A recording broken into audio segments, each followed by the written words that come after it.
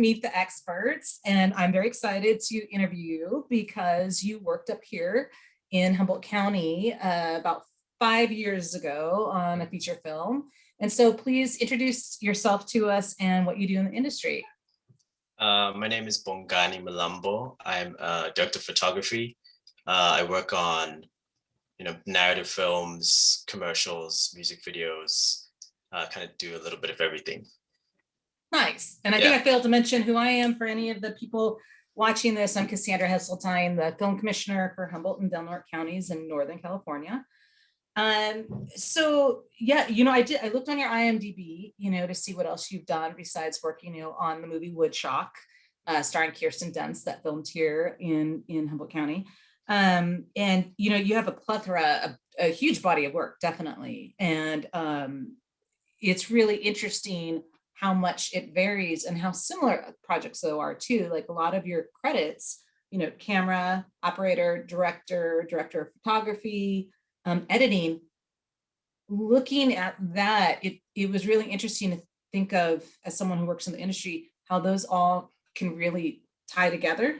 They're very so close, knowing the camera and knowing how you're going to edit later, or framing the and know it. Can you talk a little bit about that? I thought it was really, it's not like you have art department and then camera, those four all were so, someone might not realize how close those are and yet so vastly different. And so I was wondering if you could enlighten us a little bit. Yeah. So I'd say like my main thing for sure is cinematography, and that's what I'm thinking about doing day in, day out. But I have had opportunities to edit projects, to direct some short form stuff, and then also color things as well. And I think the way it helps if everything is about the story, and like when you present the story, it's always in some sort of like linear kind of fashion. And so as a DP, understanding how a shot is going to fit into the edit, I think is kind of critical. If a certain part of the film is going to have a slower pace, then you don't want to fill that particular scene with a bunch of cuts if it's supposed to linger, so you kind of understand the pacing of the story, how it's going to be edited can inform, some of the shots that you might want to do and pick and choose. I think directors go through the same process in terms of thinking about, what they want to see or how they want to represent the scene. Are we here in a close-up, or do we need to see wider? I think DPs have those same sort of thoughts and considerations as well, just depending on, the emotion of the scene, the story, composition, and a bunch of other factors. But I think having all this knowledge together as a cinematographer, I think just helps me be paint with a fine brush, I think is maybe the way to say it. Yeah, that a very classy way of saying it. I think, it makes you better at it. It sounds like it makes you better at your job. Like a lot of times a director, if they've done any acting, is a better director, then they're able to tell, an actor, they're able to pull things out of an actor because they've experienced that. And same thing with DP. For those who might be watching who don't know what a DP or director of photography is, or they might not realize director of photography and cinematographer is the same thing. Can you explain, because you were saying that's what your passion is. Yeah. Can you explain what that job is in the film industry?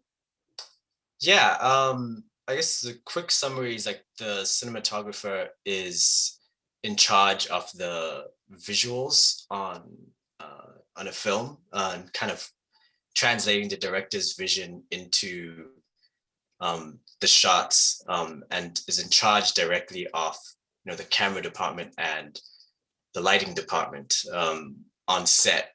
So they are kind of coming up with the vision, coming up with the shots with the director, and then how those are going to get executed just from scene to scene, shot to shot.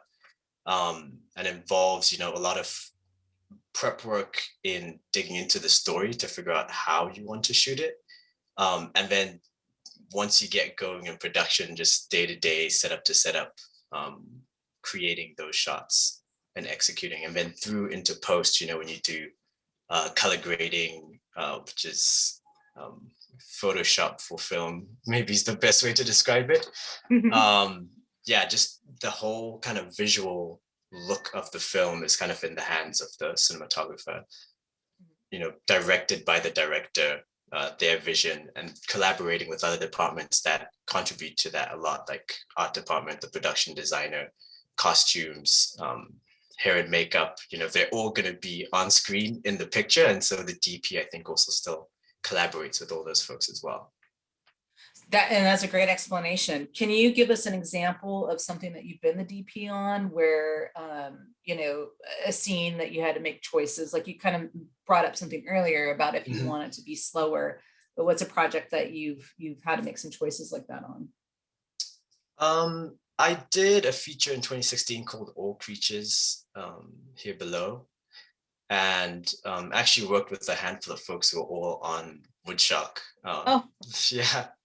And so on that film in particular, Colin Shifley, the director, had kind of a color palette, a color scheme that he wanted to execute in like the whole film. It's like a couple on the run from Los Angeles back to Kansas City. They pass through Arizona, New Mexico, before they get to Kansas City, and in every state he wanted certain colors to be stronger, or to be featured more, whether it was like the reds and the oranges. We only really had greens and blues when we were in Kansas City. And so in that particular film, their normal life in the city in LA just had like a regular kind of slow pace. But as they're forced to leave the city, then that pace kind of increases. There's a little bit of action as well in the film. And so you've got different kind of shots, and whether we're handheld and making the camera frenetic, or we're kind of more just steady and still and observing, kind of using different languages to get a different feel throughout the film. But I work closely with the production designer, Celine Diano, in executing those colors, because then she made sure that the objects and things that we were getting also fit that color scheme as well. So if we wanted, the whole world to feel blue, it wouldn't make sense to then put like a red couch in the scene. And so, she was on board and also contributed, her ideas and how to execute, that color throughout the film. And you're shooting all this stuff out of order, so you kind of have to plan it before to make sure that, okay, this is this part in the story and we're doing this, and so we need to use this sort of camera movement, and we're kind of focusing on these colors, and this is the way I'm going to light it. And so throughout the film, we kind of did that from start to finish. It kind of had like 4 or 5 sections, so to speak. Yeah, that makes sense. Well, and I like too what you said about that you have to make, something which may seem simple or maybe even complicated to, the novice, of when do you do handheld? When do you do it, locked down on, on a tripod or on some type of, where it's not moving. And that really makes sense, is that it has to do with the feel that you want the audience to get from it, the pacing and all of that. So how did you get into this? How did you get into the industry? How did you know that you wanted to do cinematography? I feel like I'm a kind of a late bloomer in terms of film. Like, I didn't grow up really watching movies or making movies. I grew up in Zimbabwe, and the film industry wasn't really that big. And I think being an artist, or surviving, living, paid artist wasn't really didn't seem realistic. And so at the time, I think around 16, 17, I was messing with Photoshop and After Effects and these editing programs, just making graphics. And I thought that I wanted to do visual effects. And I was looking at companies like Rhythm and Hues. I think Harry Potter had just come out around then, all of these kind of movies. I was like, oh, visual effects, that's the thing. And then on one weekend, I watched Troy, Van Helsing, and Underworld. And I feel this is the first time that filmmaker brain kind of switched on, like where I was looking at a shot and I was like, oh, that was cool. How do they do that? And kind of started asking those questions and kind of breaking it apart while I was watching the movie, and decided that I wanted to be involved in that process rather than be handed stuff to fix in the end, for VFX. So after that, I made the decision to go to film school. And that's when I moved to Texas. We had some cousins in Texas, so it was an easy place to land. Went to film school. And I think early on knew that I wanted to do cinematography. I think I've always been like a visual artist, and I also did painting during school and all of these kind of things. So cinematography kind of felt like it fit. And then so since then, after school started camera assisting, eventually operating, eventually shooting, just working my way up until, I was a Mhm. full DP, fully That's grown. amazing. And is Yeah. that your painting behind you? Is that one of Oh your yeah, paintings? that is actually one of my paintings. Yeah, that's true. That's beautiful. Yeah, that's awesome. Yeah, that's incredible. Yeah, it's amazing how you think you're going to go into one department. So many people say they start off in one department Mm-hmm. or thinking what they want to do, and then they find something else they didn't even, realize existed, or like me, film commissioner. I didn't know what, a film commissioner was, and I was a producer before this. Well, I used film commissioners, but when I first went into the industry, I didn't know Yeah. what a film commissioner was, and that they existed. Um, but it's been my path. Yeah, so it's been really interesting. Um, Mm-hmm. so so you kind of have already answered this, but it is one of our questions on my little form here. So Yeah. what is it that you love about your job? Wow, it's it's hard to explain, but of course I think there's just the creative kind of aspect. I think I'm a creative person, and finding ways to express myself through cinematography.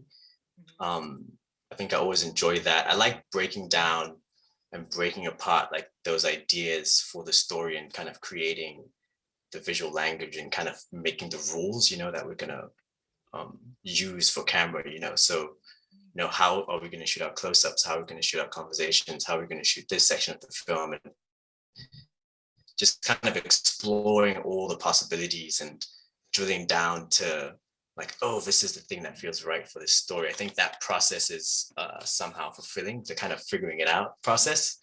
But at the same time, uh, I'm a very curious person. I like meeting new people. I think filmmaking in general, you get to meet a lot of different people on set. For me, the characters in the film are kind of almost like people that you meet as well. You're kind of digging into who those folks are. And so I think that kind of interaction with all those people, I think, is also fulfilling, feeds the creativity as well. And so I think those are the things that I kind of love about filmmaking, the collaboration, the creativity, um, and just finding ways to express myself and also stretch myself, do different things. I think that's why I kind of keep open in terms of the things that I'm interested in, because I want to try all the things, just see how far I can take it. You mentioned collaboration, and that's kind of what I was thinking when I was listening to you, because I've worked with a handful of DPs back when I was producing, and then also just helping productions for the past 10 years as film commissioner. And Mm-hmm. you meet some that don't collaborate that well with their director, and then some obviously they have strong bonds. But just listening to you and the way that you're talking about it, it does sound very collaborative. Like I love the way that you describe that, helping create the director's vision or executing the director's vision, and Mm-hmm. and figuring out, which is very creative, figuring out how we're going to do it. But then at the same time, it's also the logistics of how we're going to do it. Yeah. It's both right and left brain, a job, which a film is very right and left brain. Most people don't realize that, Yeah. Yeah. you're creative, but then how do you execute that creation, that you have, Mm-hmm. yeah, lovely things to love about your job. Very nice, very nice. So what recommendations do you have for anybody who wants to pursue a path in cinematography? What would you suggest now that you've kind of gone through, your own version of getting there? Mm-hmm. Um, I think one big thing is just learning as much as possible and as quickly as possible. And so whether that means you're going to film school, and I think that's if you need the kind of structure. Um, I think I need kind of external motivation sometimes to stick to a schedule or do goals or things like that. So film school is great for that, because you have all these people guide you through the process. But there's also plenty of books and kind of resources and materials and programs that you can do as well. And so cinematography covers a lot of things. I think people simplify it as just being shooting and taking the camera and pointing the camera, but I think there's so much that goes into it. The kind of process of breaking down the film, there's a whole kind of language and history of film that you need to learn. Art history, I think, is useful to reference. There's a lot of things that, then of course it's technical as well. So all those things are things that you have to learn, and all the different tools and tricks. And so whatever is the fastest way for you to do that. And you can start right now. So if film school is a thing you're planning on doing, and that's something you're doing later in the year or next year, right now you can still get onto, YouTube. They say YouTube University, and get on there and start learning. There's a lot of really great books that are specifically about cinematography, lighting for cinematography, new cinematographers, cinematography theory and practice, the camera assistance manual, there's the ASC manual. There's plenty of like reading material and things that you can dive into, that some of it may not make sense yet, but it'll all kind of click into place as you also practice it. And so that's part two of it, is that if you want to do cinematography, then start exercising that muscle now. Like start shooting little films, start like just pointing your camera at objects, at light, and just studying it, looking at it, start experimenting, even if it's just with your phone, and start just making films, just so you can kind of start practicing that process as well. And those are all things I encourage people to just do right now. Like just start taking those steps as soon as you can, so you can build up the kind of flight time and the hours and the knowledge, and make the mistakes. Yeah, make the mistakes. Yeah, definitely. Do a 30-second little video and go, oh, it looks like crap. Yeah. Why didn't it look like the way I pictured in my head? What did I need to do different? Yeah. Yeah, that's a big part of it. Like trying to get that idea to actually be how you imagined it. And that will come from practice. You'll kind of get to know what you need to do to achieve certain things. So yeah, that's definitely useful.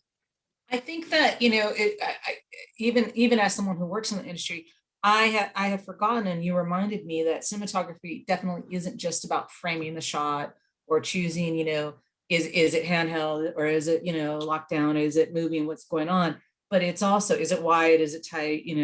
But also, like you said, the colors, and the light.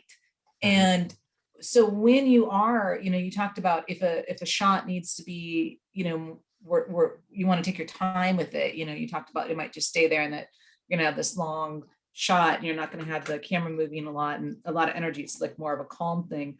Can you talk about like what kind of lighting choices would you have made, like as that as an example? What does a DP then consider with the lighting? Well, I think usually one main guide for lighting is generally if the director or the story needs to feel natural or like real, motivated. So like all the kind of light is coming from sources that we can see. So if a window is over there, then I'm going to make sure light is always coming from that side of the room.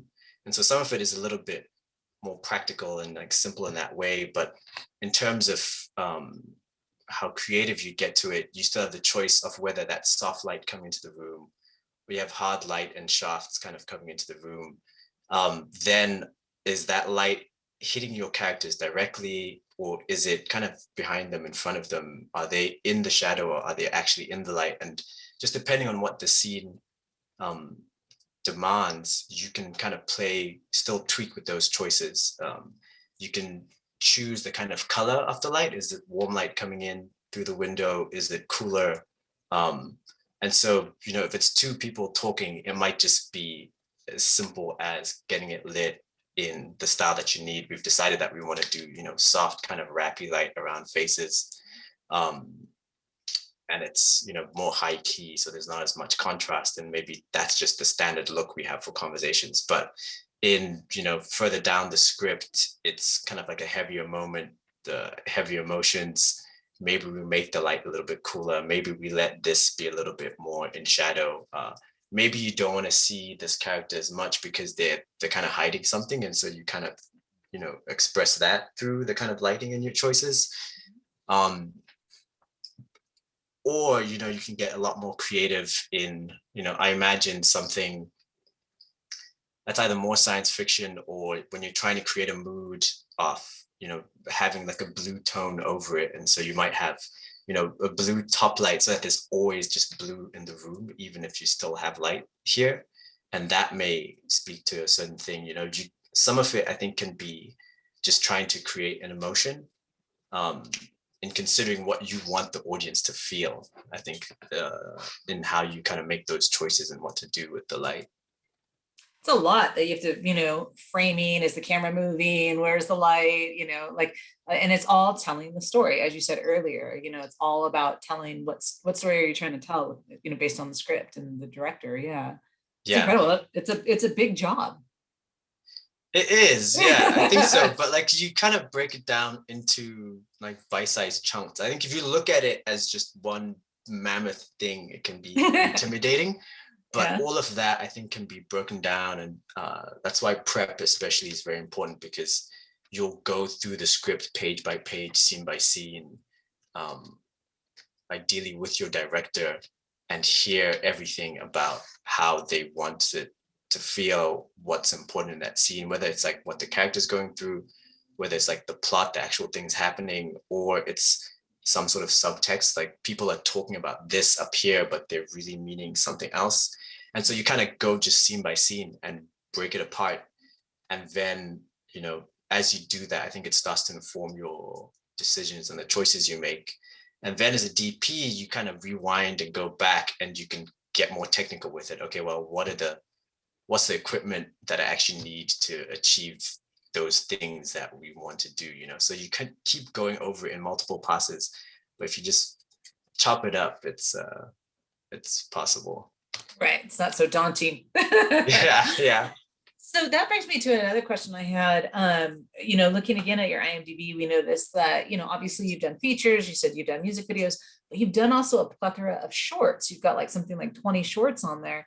And I guess my question is, for you, as a DP, when you've done, how is it doing a short versus doing a feature film? And is there a difference for you? I mean, obviously time and telling a story in a really short amount of time is definitely different than getting to elongate that story for an hour and a half.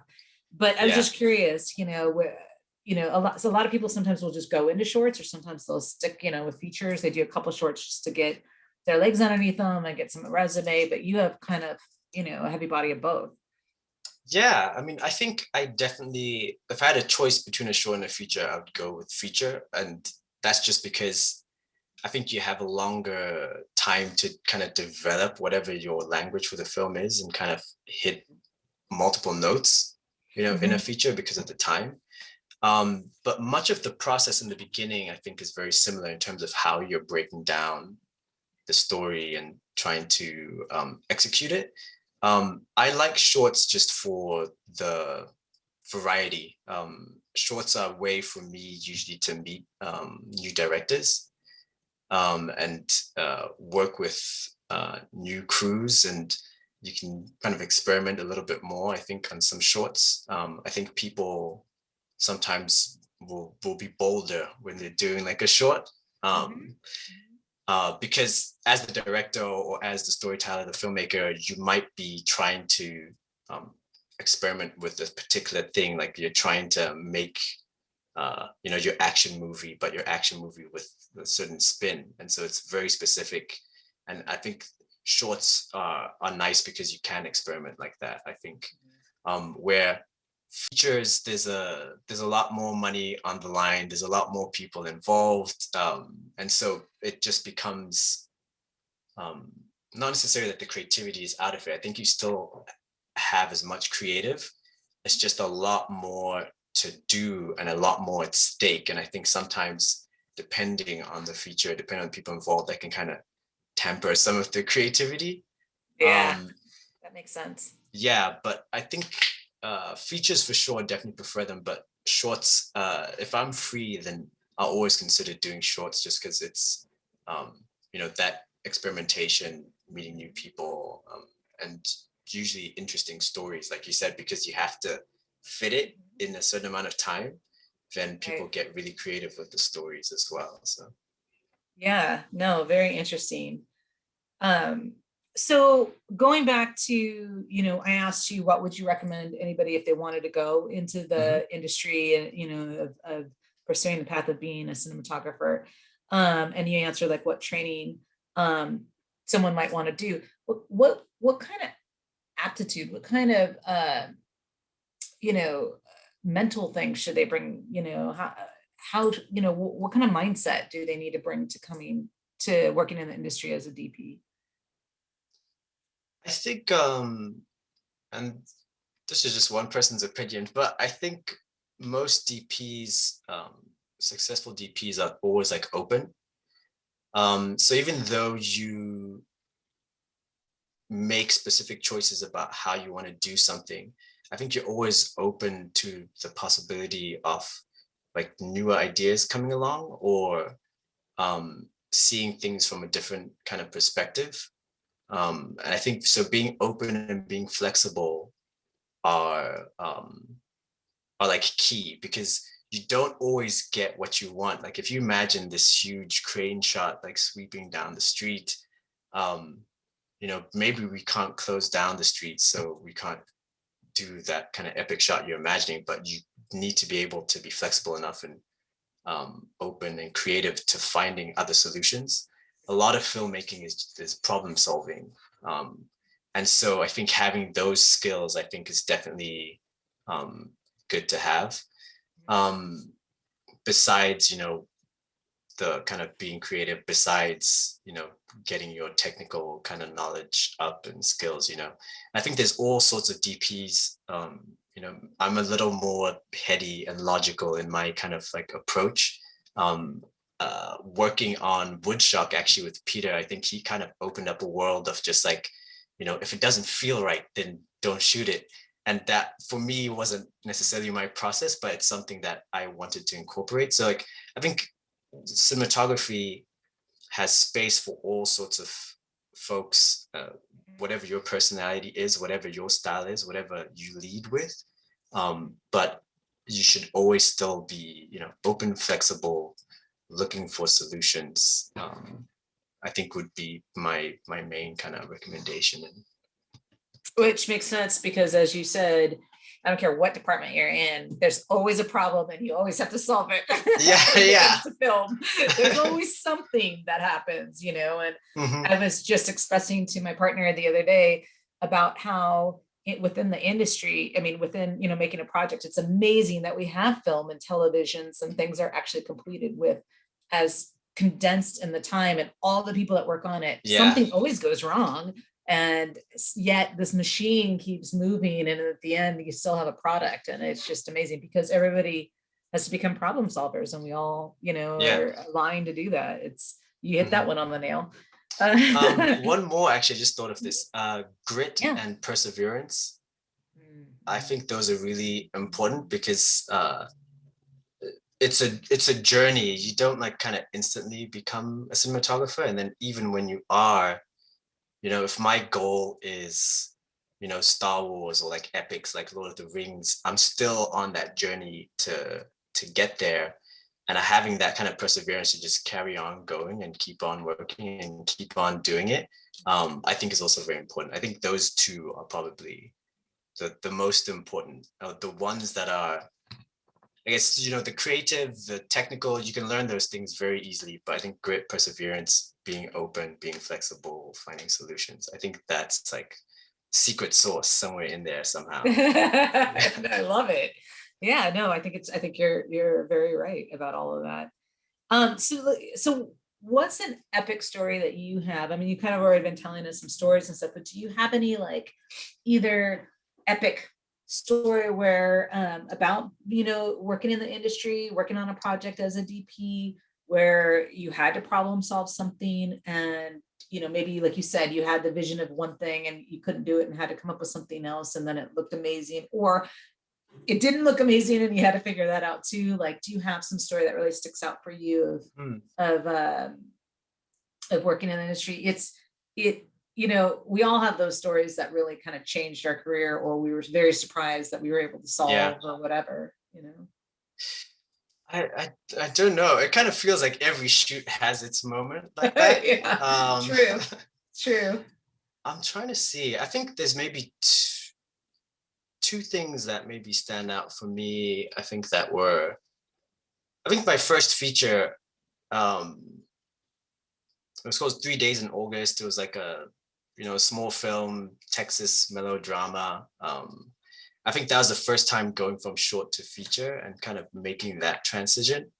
Um, and I think that always stood out for me because uh, I think that's when I realized how much kind of preparation and uh, work, I guess, features actually take, even when it's small. And I think then being small, we didn't have all the lighting tools. We didn't have, even all the sliders, all the things we're using, like small, like DSLR, the A7S, like cameras when they first came out. And Mhm. I think just really had to be very, very creative in like the solutions that we came up with for the scenes. It was a lot of dialogue, and so then figuring out how to not shoot dialogue scenes the same. So like, just how can I make this different, this different, this different? And so that was the first time it really forced me to, again, dig into, okay, what's specifically being said or happening emotionally in this conversation different from this one? And so I think just the amount of work moving from short to first feature, I think that was really kind of eye opening, and I learned a lot. I've always learn a lot from the features. There's always a lot to learn. That's almost Um, like going to film school in a way, you know, making that yeah, transition from short to feature. Your first one is like going to film school, you know, it's a new version of everything learning. Yeah. yeah, and then just day after day after day after day after day after day doing it, and you just keep going and keep going. Yeah. And it also kind of feels like there's really no breaks, as the cinematographer, because like you shoot, but as soon as you're done shooting, like you and the director are talking about the next day, and it's the prep for the next day, and it's can be kind of exhausting as well. So I think figuring out how you um, take care of yourself kind of mentally, physically, emotionally, so that you can be fully present for the next day and for the entire run of a feature. I think that's another thing that's slightly different from shorts. You can kind of get done with a short and rest after, but being able to sustain a feature, I think, is also another thing that you have to learn. What are those comforts and relaxation techniques and things that you need to help clear your head and to focus and kind of do that over and over again. Yeah, you know, I've been on set before where I'm just like, how do I make sure that my back's okay after a 12-hour day Mm-hmm. of sitting on concrete, you know, shooting in a place that all had concrete, and being able to know that, Yeah. can I walk the next day, you know, like it's even physical, you know, physically taking care of yourself and mentally. Yeah, those are wise words, very wise words. Yeah, and that makes sense that that would be, you know, a moment for you, that going from that transition from short to feature film. So you know, you filmed here in the Redwood region. Mm-hmm. You're part of a crew that filmed here. And you know, as you know, we're in a pandemic and filming has started again. When we first started this series, filming wasn't really taking off yet. California hadn't set its rules and regulations, and now it's up and going. We've taken a little hiatus here in the Redwood region from filming. We did about 4 or 5 months of filming. We had some great projects, a feature film, The Sky is Everywhere, and some commercials and things. But we've taken a little break through winter just to make sure that, you know, our numbers improve a little bit, you know, for our area, and that our, you know, caseload can handle things. And when we start getting better again, we'll open up for filming again. But um, do you have any insight of, like, you know, what was it like to work here this far away from Hollywood, this far north, you know, in California? What should locals who want to get into the industry, you know, that live here working, you know, when projects do come, you know, once we open up again, do you have any insight or recommendations uh, for our local crew, local cast, local vendors, you know?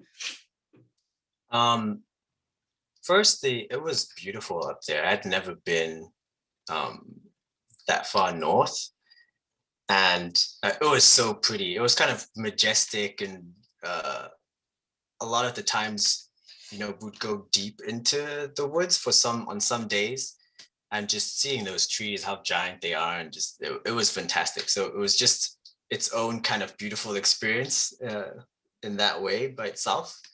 Um, I think for locals there, I'm kind of thinking if a lot of shoots are coming there, they probably have their heads of department hired already. Those people are traveling, but then, the filling out the crew with everybody else, then I think you want to make sure you learn, even if you want to be a cinematographer and you want to shoot, then you should also make sure to learn some of the more technical positions. So you want to make sure that you can, camera assist either or do utility, your second AC or first AC, or make sure that you can grip, make sure you can be an electric, like learn the more technical positions. I know we all have the goal of being the head of the department, but usually those productions coming in want to fill out with like the middle kind of crew. And so I think you're more attractive and you're more likely to be able to get onto those shoots and films if you can do those technical positions and if you can do them well. I don't know if the film commission keeps a directory. I know We like when I do. was in Texas, we kept a directory. Yeah, we do. Making sure that you're on that. I think some people forget that because I've still gotten calls from Texas because someone just looked through the directory and then called me. And so people do look there as like a first point of contact. And then, yeah, I think for trying to get onto shoots, that would be my kind of advice.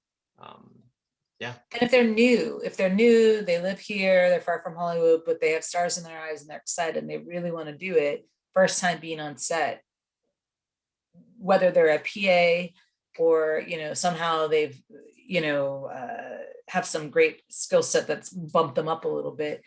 Yeah. What would you suggest for that newbie who's here and a Hollywood production comes to them, you know? Yeah. So one thing for sure is to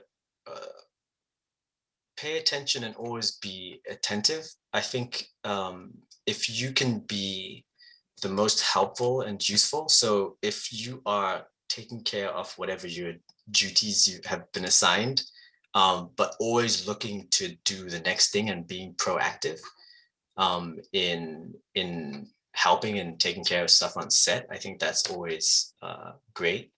And then if there are moments for it, um, I would ask a lot of questions. That's a lot of what I did early on that I feel like helped accelerate the kind of knowledge gap that I had just trying to shoot. Is I may be a PA or an AC, but I'd ask the gaffer, hey, what are you doing with that light? What is that unit? What is that rag? What is, why did you do it that way? And, if they have a moment and there's some downtime, a lot of people are happy to answer those questions for you. So if you have a moment to kind of, ask different positions, what they're doing for the work, I think that can be helpful as well. But again, the priority is staying attentive and doing your duties. And if you can take on a couple more, I think that always looks good if you're like the go-getter and you're proactive. I think that's always a good place to be, rather than just waiting for the next instruction. If you've done the thing, go find something else to do as well. Right. And ask questions, but you said, like you said, at the appropriate time. Yes, Yeah. appropriate time. Yeah. Yeah. Do Yeah. your work first, be the go-getter, and then at the downtime, yeah, ask questions and be curious. Yeah. And, you Mhm. know, for those who might not know, again, people who are interested but don't really know all the positions. Yeah, You mentioned, AC is obviously the assistant camera and assistant camera. operator. Yeah. Yeah. And then you've got gaffer. You said you might talk to the gaffer. Can you explain what a gaffer is? Yes, yeah. So the gaffer or chief lighting technician, um, they're kind of the head of like the lighting department. So if you imagine that the DP is in charge of lighting and camera, then the person in charge of lighting specifically is the gaffer, and they're kind of like your right arm. Your first AC on the camera side is like your left arm, and so if I am thinking of a way of lighting a scene, and I describe the kind of light coming in through the window, and I just want a little kick of this, a little color over here, then the gaffer is the person who technically is like achieving those things. They're the ones who are then calling for the specific light that's going to go there, talking to the key grip, and you know, figuring out exactly which rag or which frame is going to go in front of that. And they're kind of managing the rest of the electricians underneath them. And so I think on a more technical level, I think they're taking care of the lighting, where you might imagine the DP is more like the creative brains of the lighting. You still have to know the technical, but maybe that's the way they kind of divide in that way. So um, going through the departments, there's the DP, and then on the camera side is the first AC. They're building the camera, they're pulling focus, and below them is the second AC. They're usually slating, but they're also supporting anything the first needs. They do putting marks down on the ground for actors. You can go further down to the utility, then to camera PAs. On the lighting side, there's a gaffer, there's their best, who's taking care of the equipment on the truck, and all the electricians underneath that. The key grip is taking care of, or helping camera department with moving camera around and sliders and things like that, but taking care of all the kind of diffusion and rags and flags and things like that on set. And then they have grips underneath them, so there's kind of like a hierarchy of positions on set, and a lot of places that you can choose and kind of figure out which way you want to go, whether it's with camera, with lighting, with electricians, or with the grips, as well, as far as camera department goes. And it's a great example again of how many jobs there really are, because Yeah. we work with a lot of college students from Humboldt State University or College of the Redwoods, and they'll come to us wanting to be an intern, and I'll say, oh cool, you want to work in the film industry, what do you want to do? And often it's, I want to be a director, I want to be a writer, I want to be an actor, maybe we'll get the director of photography. Yeah. And it's like, well, do you know that there's a lot of other jobs in the industry? There's a lot. There's a lot, and the film commission, our beginning focus when we work with a project is often locations. So a lot of our interns will find out about locations and realize, location managing and all of that. And then we end up helping, a lot of the different departments for all the different things, your guys' needs with crew and vendors and all that. But our main part is, showcasing our locations. So it's interesting how many students will get who just don't even realize that's a job, and so you just definitely, showed that branch, all the branches, of just within one area of how many people it takes to make a movie, or even a short, you still need all those bodies. Someone's got to move the equipment. Yeah, someone's gonna do it. Someone's got to think of how it should look, and then someone has to go, well, let's execute that, and then you got all the bodies who actually do it. Yes, there's all it's a lot to it. Yeah, it's a lot. It's amazing. I had another question. I'm trying to think of what we're trying to remember what the question was. Again, I know what it was now. You talked about what you love within the industry, and it sounds like you really, you found out that you love the industry, and then you found out your niche that you wanted, and then you went to school, and you've done all these projects, and you like you said, you do the creative, with the shorts and the more experimental, and then you love the feature films, and first you would obviously want a feature film. And you also talked about that there's always that goal, when you're talking about other people having the perseverance and going through um that end goal, what if it's a Lord of the Rings type thing or whatever. Mhm. What is yours? Do you have an end goal, or at least some more, or that you want to hit, for you in this lifetime? Yeah. I think for me, I think it's a lot of the stuff that inspired me when I first started doing filmmaking. Um, and I think there were epics um, in different formats. So like I watched stuff like Crouching Tiger, Hidden Dragon, Lord Yeah. of the Rings was like really big.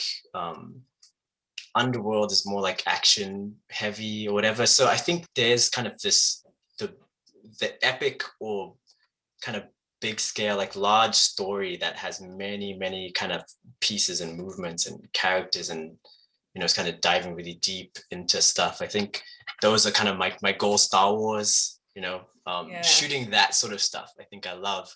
At the same time, I think what I like about um, those films that they still tend to be focused on like a specific character. Like it's not just all about the plot and what's happening, but that's kind of more the background to what our protagonist is going through, and how they're changing, and kind of the specific thing they're wrestling with, or if they're trying to achieve their dreams. I think those are kind of like the epics that I like, is like they still centered around this one like character. And so I think that's my goal, is getting to that kind of level and scale in terms of um, budget, but just creatively. I think those are the stories that would be satisfying to me. And having the budget to kind of do almost anything you kind of imagine. I'm sure there's still challenges. You don't get everything you want, but it would be Right. nice to have all the cranes and all the toys and the stuff to go along with it as well. So that's what I'm Right. working towards. Really be able to tell the story in a grand way versus having to go, Yeah, well, okay, how are we going to tell it if we don't have those toys? Yeah, that makes yeah. sense. Yeah, epic movies are, yeah. Or big drama, maybe is the other thing Yeah. to say. Big drama is like a Yeah. kind of like Dunkirk. I'm sure like Yes. that maybe Yeah. fits more in that category. Yeah. Though a lot of that I think is moving more to TV. I think Rachel Morrison was talking about it, how like big drama in that way, like a lot of it is moving to TV. So I'd be open to doing television as well, especially that kind of mini series zone or something Yeah. like that, would be Episodic. interesting. Yeah. Yeah. Is there one scene in a movie, any movie, that really kind of sticks out for you? Maybe I can say like a particular director's work, maybe. Sure. Yeah. Um, Yeah. for me, I think Wong Kar-wai's movies have a certain quality. So he did In the Mood for Love, 2046, Ashes of Time, Chungking Express was one early on. Um, and they're, they're I don't know, they have a real emotional quality that he extracts. And the cinematographer used a lot of the time was Christopher Doyle, and he really leaned into um, playing with like the different colors and different colored lighting in the same kind of scene. Uh, and it was inspired by like and motivated by the location. And they were shooting in Hong Kong, and you have all these different light sources, and they just kind of embraced it. And sometimes the camera is really kind of frenetic, and they play with the shutter, so stuff kind of looks like it's smearing across, Oh, and wow. playing with like slow motion, and just getting all these different kind of little reactions out of you, because the imagery is so engaging, um but telling very emotional stories. And I think for me, there's that element. I feel like always something needs to like touch my heart in a way, whether that's making me sad, making me happy, or something like Yep. that. The deeper it can go there. And I think cinematography and the filmmaking process are unique in that they kind of can bypass whatever our kind of filters are, kind of like thinking brain, and just go right into our subconscious and into our emotion. And I think that's what I kind of love about it. So Wong Kar-wai's work specifically, I think I'm always really inspired by. Influential for you then, sounds like Yeah, too. yeah. Like I think that was the stuff I kind of watched early on. Was somehow watched a lot of Asian cinema early on. Like I said, House of Flying Daggers, Crouching Tiger, Hidden Dragon, Right. and all of Wong Kar-wai's work. Old Boy is great as well. Yeah, and then I think people like Alfonso Cuarón, um, Itu Mama Tambien, Children of Men, like Gravity, Prisoner, like Mhm. there's yeah, this all those sorts of movies I think are the ones that kind of inspire me. Nice. Yeah. Yay. What is there anything that you feel that we haven't covered, in regards to talking about what it's like to be in the industry and what's influenced you and all that? Um, Or what else someone needs to know? What are your kind of final thoughts now? I don't know. I think we've kind of covered it, but um, again, I'll just kind of reiterate that like you should start doing it now. If you want to do it, find every way that you can start doing it now, um, and just building and building and building and making connections. Oh, networking. Networking is I think really important. Um, we're such like a people-focused industry, um, that a lot of your eventual kind of jobs and opportunities will come through people. I think I only ever got 2, 3 jobs off my resume or something like that, but the rest of it is really um, through people and uh, being personable. I mean, being reliable, showing up, doing the job well. And over time, I think that kind of builds to where you know the jobs are coming and you're getting on set and you're doing that more often. So Mhm. um yeah. Gosh, this has been really, really informative. I really appreciate your time and hearing, the process for you. It's been interesting how everybody has been so different that we've interviewed, but also very similar in the sense of, very intelligent, hardworking, people who collaborate, but yet know their skill set, hone in on their job. Mhm, mhm. They're an individual that knows their area, but then can collaborate with all the other departments. Yeah, That's been consistent with all these interviews, so thank you for sharing all of this. And, hopefully our locals and anybody else watching this will be inspired to, continue to go into the industry. yeah, absolutely. My pleasure. It's a fun industry for sure. It's not easy necessarily, but it can be very rewarding and fulfilling. So I love it for that. Thank you. Thank you for your time. We really appreciate it. Cool. Thank you.